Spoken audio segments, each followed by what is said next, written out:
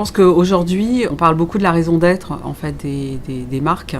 Et je pense que c'est le sujet qu'on doit s'appliquer à nous-mêmes.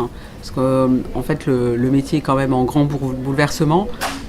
Voilà, on voit des cabinets de conseil qui achètent des agences de pub, des agences médias qui font de la création. Voilà, on voit que le modèle est quand même en forte perturbation. Et je pense qu'il y a un vrai sujet de redéfinir en fait la raison d'être des agences, de se dire en fait qu'est-ce qu'elles doivent apporter aux marques et pour que ça soit lisible aussi pour les annonceurs et pour les clients, de savoir en fait ce qu'ils viennent chercher chez nous et à quoi on leur sert et comment ils peuvent construire en fait leur écosystème de partenaires. Et je pense que c'est vraiment la mission aujourd'hui qu'on doit avoir et le plus grand enjeu qu'on doit avoir, c'est de redéfinir cette raison d'être.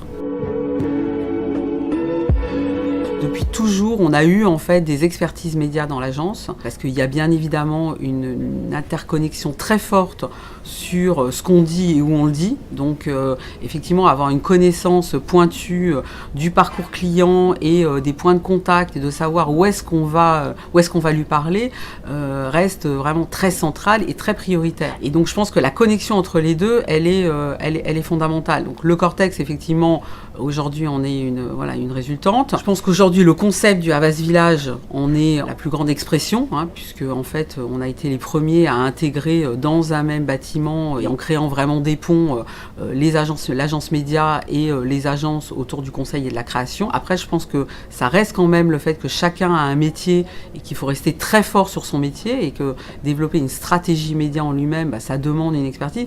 Donc je pense qu'on n'en est pas sur un rapprochement à se dire que ça fasse qu'une seule agence, mais le fait qu'on crée des ponts quotidien, que ça soit au planning stratégique ou dans la manière de travailler en task force, en intégrant dans une même pièce des gens du média et des gens de la création, je pense que c'est n'est que le sens de l'histoire.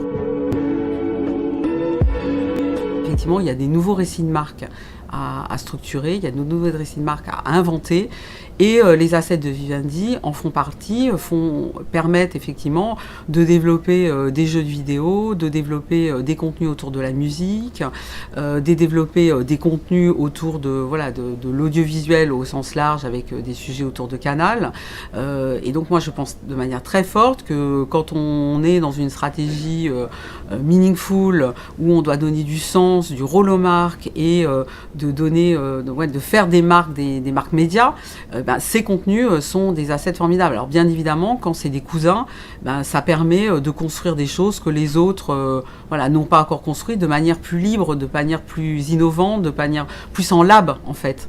Et je pense que la notion de lab, elle est intéressante parce que ce qui est important pour les marques, souvent, c'est d'être les premiers à développer des nouveaux contenus, des nouvelles manières de parler aux consommateurs et aux internautes et sur le social. Et donc c'est cette proximité en fait avec la sphère Vivendi pour nous est très riche dans les nouveaux récits de marque à inventer pour demain.